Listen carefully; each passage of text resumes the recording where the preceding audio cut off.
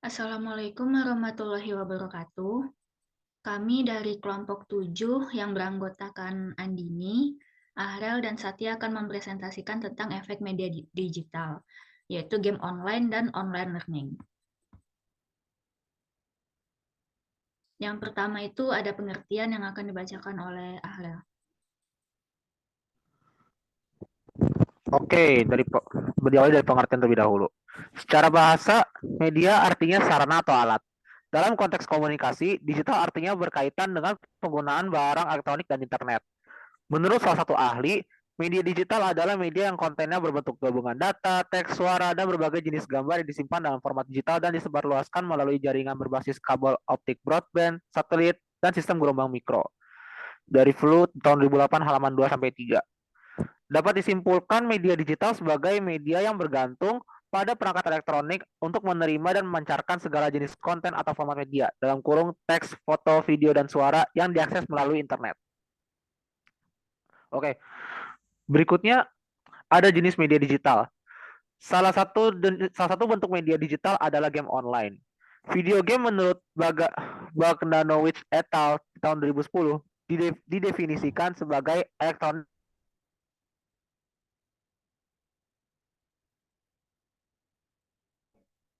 atau permainan terkoneksi. Dalam beberapa tahun terakhir, permainan video game dengan cepat menjadi favorit banyak orang dan industri game global telah tumbuh dengan cepat. Sementara di seluruh dunia penjualan permainan perangkat lunak ada 70 miliar dolar Amerika pada tahun 2012.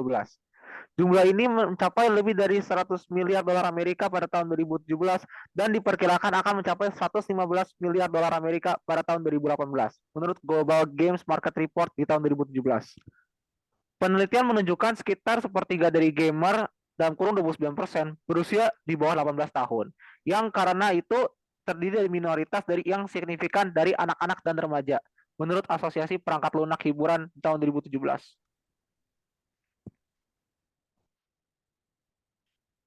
Oke, selanjutnya itu ada faktor kecanduan game online. Berdasarkan hasil penelitian studi kualitatif yang ada, menyimpulkan bahwa tekanan teman sebaya adalah faktor utama siswa bermain video game online. Siswa yang tidak pernah bermain video game online dapat dianggap ketinggalan zaman dan pengecut. Kemudian mereka akan diasingkan dari peer asosiasi. Ketika siswa melihat teman sebayanya bermain video game online, mereka menjadi tertarik karena sensasi, kegembiraan, dan audiovisual yang disajikan dalam permainan video online. Selain itu, mungkin faktor-faktor tambahan lainnya seperti hubungan sosial yang kurang baik, sehingga dia bisa menjadi anak yang kurang bergaul secara sosial gitu. Terus selanjutnya itu yang D, itu ada dampak dari game online. Cookledge mengatakan bahwa ada dua jenis permainan video di dunia. Yang pertama adalah casual game atau video game yang hanya dimainkan untuk menghabiskan waktu, dan yang kedua adalah serious game. Sebuah video game yang membuat pemain selalu ingin tahu dan memaksa untuk menghabiskan banyak waktu untuk memainkannya. Dari dua jenis ini, permainan serius dianggap lebih berbahaya karena bisa membuat pemain menjadi budak dari permainan yang biasa disebut playboard. Senada dengan Cookledge, Roach menggunakan istilah permainan hardcore untuk mengacu pada permainan yang serius. Game ini disebut hardcore karena potensinya untuk membuat pemain menghabiskan banyak waktu dan energi untuk menyelesaikan permainan.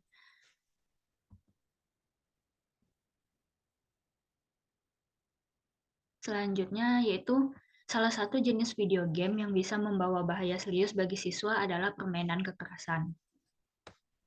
Hal negatif akan terjadi jika pemain menerapkan pengalaman kekerasan di dunia virtual ke dalam kenyataan.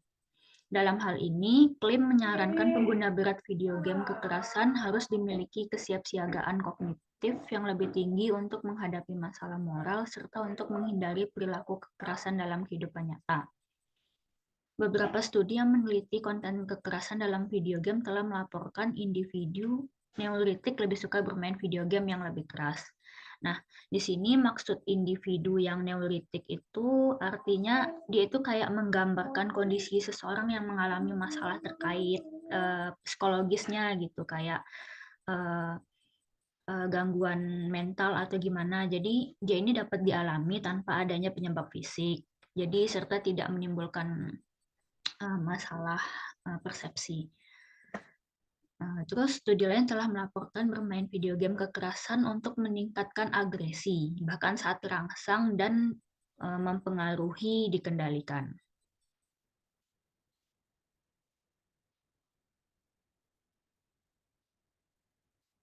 Selanjutnya, yaitu sebagian besar penelitian saat ini berfokus pada dampak psikososial dari game. Misalnya, penelitian telah menunjukkan peningkatan waktu yang dihabiskan untuk bermain video game dapat menyebabkan hilangnya kontrol atas penggunaan dan dorongan kuat untuk bermain saat tidak mampu. Gamer berat dalam penelitian itu hanya menyeratkan mereka hanya bermain 4 jam atau lebih setiap hari. Nah, temuan studi kualitatif tentang heavy gamers atau gamer berat ini terhadap rekan-rekan dan guru berdasarkan wawancara dan kelompok fokus telah menghasilkan 4 tema utama, yaitu kinerja skolastik yang rendah, masalah komunikasi, masalah di kelas, dan hubungan sosial yang selektif. Nah, maksud dari kinerja skolastik yang rendah ini, maksudnya itu siswa dalam kelas itu dia kinerja skolastiknya itu atau kemampuan akademiknya itu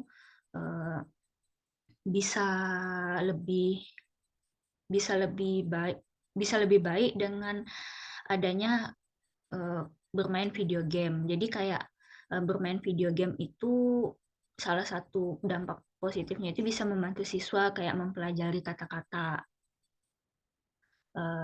bahasa Inggris dan sebagainya. Nah, tapi yang bikin rendahnya itu ya karena dia bisa di sisi lain dia bisa lebih lancar dalam berbahasa gitu. Tapi di sisi lain dia bisa menurunkan fokus dalam kehidupan sekolah dia sehari-hari gitu. Jadi bisa menurun lah gitu istilahnya tingkat prestasi dan tingkat keaktifannya di sekolah. Nah, terus kalau masalah komunikasi ini sebenarnya biasanya kalau gamers itu dia kan kalau berkomunikasi itu dia lebih prefer berkomunikasi kepada yang sejenis. Maksudnya dalam artian yang sama-sama bisa memahami masalah soal game lah gitu. Nah, komunikasi yang kayak gini nih biasanya lebih menghambat mereka atau lebih mengurangi interaksi mereka untuk berinteraksi kepada teman-teman yang lainnya, khususnya interaksi misalnya nih gamersnya cowok, nah dia pasti lebih minim komunikasi kepada siswa yang cewek gitu karena kan nggak sejenis gitu, misalnya dia nggak paham akan apa yang maksudnya si cewek ini tentu nggak bakalan paham topik gamers yang diomongin gitu. Nah, jadi para pemain berat ini umumnya dia lebih suka berkomunikasi antar diri. Jadi jika mereka berbicara dengan orang lain, biasanya laki-laki lain yang menjadi topik pembicaraan bermain video game atau olahraga gitu. Terus yang masalah di kelas ya itu sebenarnya juga berkaitan dengan yang masalah komunikasi itu kayak perilaku dia di kelas terhadap teman-temannya itu mungkin lebih lebih ansos sedikit gitu karena dia punya dunianya dia sendiri gitu. Jadi masalah terhadap teman dan masalah terhadap pembelajaran juga bisa. Nah, ini dan hubungan sosial yang selektif. Jadi dia lebih memilih untuk berkomunikasi itu yang seperlunya aja gitu. Dan yang orang yang diajak komunikasi itu ya kebanyakan yang itu-itu aja gitu, yang sejalan sama dia. Jadi kalau yang nggak berkepentingan atau apa, dia lebih memilih nggak berkomunikasi gitu. Terus yang slide ke-8, nah itu akan dibacakan oleh Ahrel. Oke. Oke, contoh kasusnya ini salah satunya itu video game adalah penelitian tentang efek video games bagi siswa sekolah Malang. Penelitian ini dilakukan di Malang, Kota, Provinsi Jawa Timur. Wawancara dilakukan menggunakan siswa SMP dan SMA sebagai informan. alasan motivasi dan semangat mereka bermain video game itu yang pertama ada berdasarkan wawancara kepada 8 junior-junior siswa-siswa sekolah menengah. Keuntungan siswa itu tahu video game online dari rekan-rekan mereka, seperti teman sekolah, saudara, atau sepupu yang orang tuanya memiliki usaha warnet. Dan yang kedua itu ada semangat.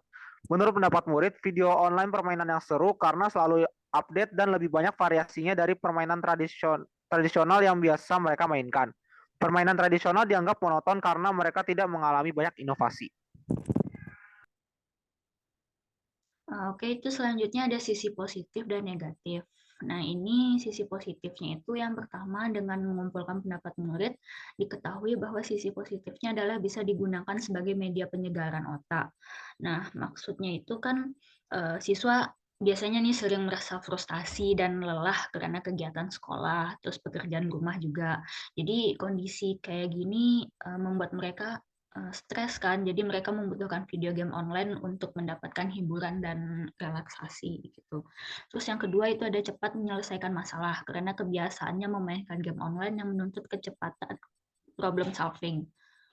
Yang ketiga, nah ini dampak negatifnya, yaitu dampak negatif online video game terjadi ketika siswa memainkannya terlalu banyak.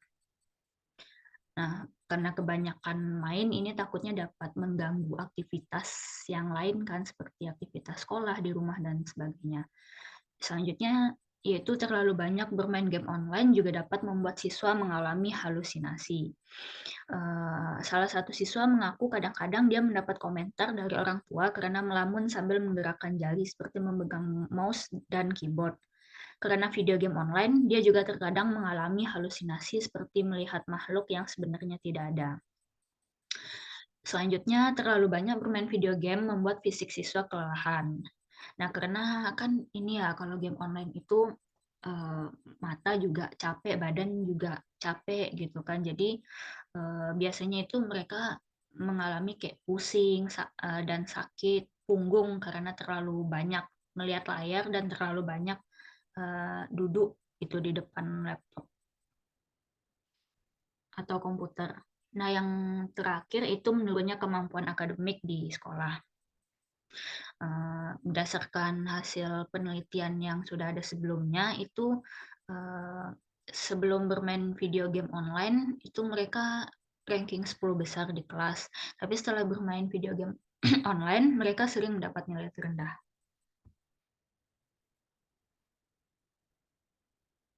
Nah, ini kesimpulannya. Oke, dari penjelasan yang tentang efek game online ini dapat disimpulkan bahwa berdasarkan hasil penelitian bisa jadi menyimpulkan bahwa tekanan teman sebaya adalah yang utama faktor siswa bermain video game online. Siswa yang tidak pernah bermain video game online dapat dianggap ketinggalan zaman dan pengecut. Kemudian mereka akan diasingkan dari peer asosiasi. Ketika siswa melihat teman sebaya bermain video game online, mereka menjadi tertarik karena sensasi, kegembiraan, dan audiovisual yang disajikan dalam video online permainan. Bermain video game online itu positif ketika digunakan hanya sebagai bentuk hiburan, relaksasi, dan mengusir kebosanan dari kelelahan sekolah. Bermain video game online menjadi hal yang negatif bagi siswa kecanduan dan memainkannya secara berlebihan. Ini ditunjukkan oleh siswa yang menghabiskan banyak uang, waktu, dan tenaga untuk memainkannya. Sayangnya, siswa merasa menyesal dengan video online permainan konsumsi berlebihan setelah mengalami pemborosan uang, kelelahan fisik, dan penurunan prestasi akademik sekolah. Baik, itu kesimpulan mengenai game online. Nah, selanjutnya kita bakal masuk ke pengaruh negatif penggunaan teknologi digital terhadap perkembangan dan kesehatan anak.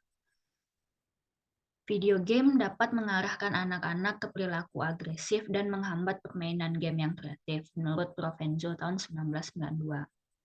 Penelitian telah menunjukkan bahwa ada hubungan yang kuat antara kekerasan dalam video game dan kekerasan kehidupan nyata, dan bahwa game ini menyebabkan isolasi sosial dan kurangnya komunikasi dengan anak, menurut Kuttner dan Olson tahun 2008. Nah, risiko perkembangan dan kesehatan terhadap penggunaan teknologi digital itu ada 5. Yang pertama itu ada perkembangan perilaku. Nah, perkembangan perilaku di sini itu penggunaan teknologi yang berlebihan pada anak usia dini itu telah ditemukan terkait dengan kognitif, bahasa, dan keterlambatan sosial emosional dalam penelitian berbasis komunitas. Jadi menurut si Pagani, Fitzpatrick, Burnett, dan Dubois tahun 2010 ini, penggunaan teknologi yang berlebihan pada anak usia dini itu dapat memperlambat sosial atau emosional dalam kehidupan sehari-harinya, dan itu biasa terkait dengan kognitif dan bahasa. Yang kedua itu ada gangguan sistem muskuloskeletal. Nah, maksudnya itu gangguan muskuloskeletal itu terkait dengan faktor fisik, kayak misalnya jenis kelamin, usia, indeks massa tubuh atau BMI, dan paparan aktivitas menetap.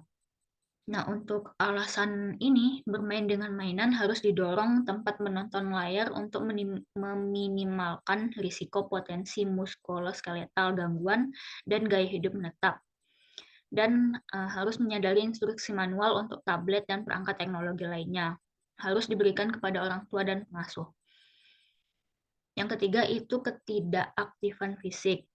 Nah, ini ketidakaktifan fisik ini maksudnya, dalam sebuah penelitian pada anak usia 4-11 tahun, ditemukan bahwa 37% anak memiliki tingkat bermain aktif yang rendah. 65% memiliki waktu menonton yang tinggi, seperti menonton televisi, komputer, tablet, dan sebagainya. Dan 26% memiliki kombinasi keduanya, menurut Anderson dan Whittaker tahun 2010. Dan yang keempat, ada obesitas. Nah, penggunaan teknologi yang berlebihan terkait obesitas seumur hidup dan risiko kardiovaskular dan hubungan ini sekarang mulai diamati dari anak-anak usia dini. Menurut Bell-Sherratt tahun 2013. Nah, karena penggunaan media sosial atau penggunaan media digital yang berlebihan selama periode prasekolah ini dikaitkan dengan peningkatan BMI atau indeks massa tubuh yang rendah namun signifikan, meletakkan dasar untuk penambahan berat badan di masa kanak-kanak nanti. Dan yang terakhir itu ada kualitas tidur.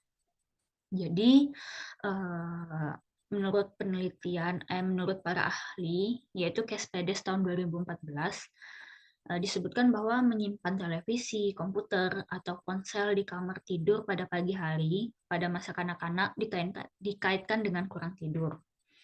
Jadi anak-anak itu sebenarnya yang membuat penggunaan media sosial yang berlebihan. Jadi kayak karena mereka itu terlalu berlebihan, jadi otomatis jam tidurnya mereka itu terganggu gitu. Jadi ada peningkatan risiko mengalami gangguan tidur.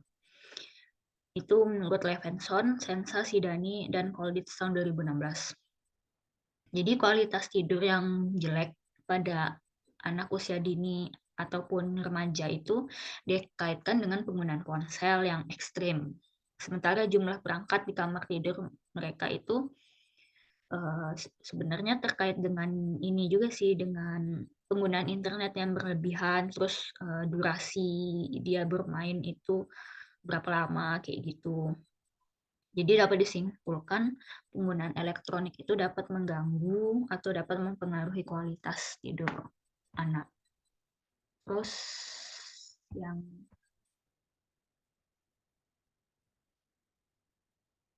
jadi kesimpulan dari yang pengaruh negatif teknologi digital terhadap kesehatan anak ini, karena kan saat ini anak-anak sedang tumbuh dengan menggunakan teknologi yang inilah istilahnya yang sangat dipersonalisasi.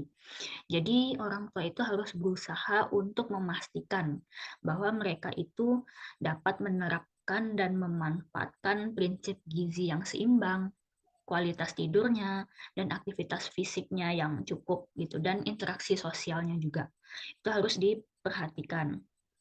Nah, sesuai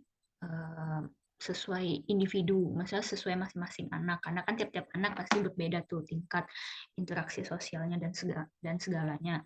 Jadi orang tua harus memperhatikan dan juga harus tetap waspada, tegas, dan tanggung jawab dalam pemodelan penggunaan teknologi tepat guna bagi anak. Dan juga harus dapat orang tua harus dapat menjaga keseimbangan antara penggunaan teknologi dan kegiatan lainnya terhadap anak. Nah, itu selanjutnya kita masuk ke online learning. Nah, online learning ini selain video game, online learning juga salah satu media digital. Nah, online learning ini sama kayak proses belajar mengajar. Nah, dia ini memanfaatkan internet dan media digital dalam penyampaian materi. Nah, karena sekarang dalam masa pandemi ya, jadi online learning itu mulai menjadi tren di era digital. Tuh, jadi bisa dijadikan alternatif pembelajaran di berbagai situasi, apalagi kayak yang udah dibilang tadi, kayak situasi pandemi. Nah, tapi online learning ini pasti ada dampak positif dan negatifnya. Yaitu dampak positifnya lebih fleksibel, kreatif, pendekatan lebih sesuai, hemat waktu dan biaya, dan ramah lingkungan. Ya, karena mereka itu kan online learning itu kan ini ya, maksudnya lebih apa? Lebih fleksibel dari segi waktu gitu kan, bisa di mana aja dan kapan aja. Terus biaya juga, terus pendekatannya juga lebih enak lah, masing-masing guru dan pelajar juga memiliki cara yang beda-beda dalam penyampaian pendapatnya. Jadi lebih jadi nggak terpaku pada formal, jadi lebih agak informal dikit, jadi lebih santai. Nah, ini dampak negatifnya yang akan dibacakan oleh Harel. Oke, dampak negatif dari online learning itu sendiri yang pertama adalah keterbatasan koneksi internet. Ya, karena karena ya banyak, belum tentu di kota ataupun di daerah tertentu tuh punya jaringan lebih stabil atau punya provider internet yang memadai. Terus yang kedua itu adanya, yaitu kurangnya interaksi antara pengajar dan pelajar ya, karena ya kita tahu beda beda suasananya belajar online dan belajar online offline itu seperti apa. Jadi ya begitu, kurang interaksi antara pengajar dan pelajar. Terus yang ketiga tuh ada pemahaman pemahaman materi. Ya mungkin buat di online itu sendiri ya, materinya belajar online sendiri itu mungkin materinya tuh bisa dibilang kurang masuk gitu dibanding dengan kita belajar offline. Terus yang keempat tuh ya minimnya pengawasan. Ya, yaitu jadi dampak negatifnya itu juga ada di samping dampak positifnya kayak yang tadi, kayak keterbatasan koneksi. Nah, itu eh, biasanya sering tuh karena kayak beberapa situasi seperti wilayah yang rumahnya jauh dari jangkauan sinyal, jadi aksesnya itu terbatas, terus cuaca jelek dan sebagainya. Nah, ini kurangnya interaksi juga karena biasanya nggak jarang komunikasi itu terjadi hanya satu arah kalau di online learning ini. Jadi kayak pengajar ngasih materi, sedangkan pelajar itu hanya diam gitu, atau malah nggak memperhatikan, sehingga tidak menimbulkan diskusi yang lebih intens gitu. Terus yang tiga itu pemahaman materi, itu biasanya ya ada beberapa siswa yang dia lebih prefer mendengar daripada melihat tulisan. Jadi ada beberapa siswa itu tidak begitu masuk materi yang sudah diberikan. Dan yang terakhir itu ada minim pengawasan. Jadi karena bersifat online, jadi pelajar itu bebas meninggalkan Zoom kapan saja. Biasanya sih gitu. Jadi karena mereka itu ya merasa bebas aja gitu. Jadi mereka kadang kehilangan fokus dan menunda-nunda pekerjaan. Jadi perlu dipertegas dan adanya kesadaran sendiri untuk meminimalisir hal ini. Nah, ini udah sekian presentasi dari kelompok 7. Mohon maaf bila ada kesalahan. Assalamualaikum warahmatullahi wabarakatuh.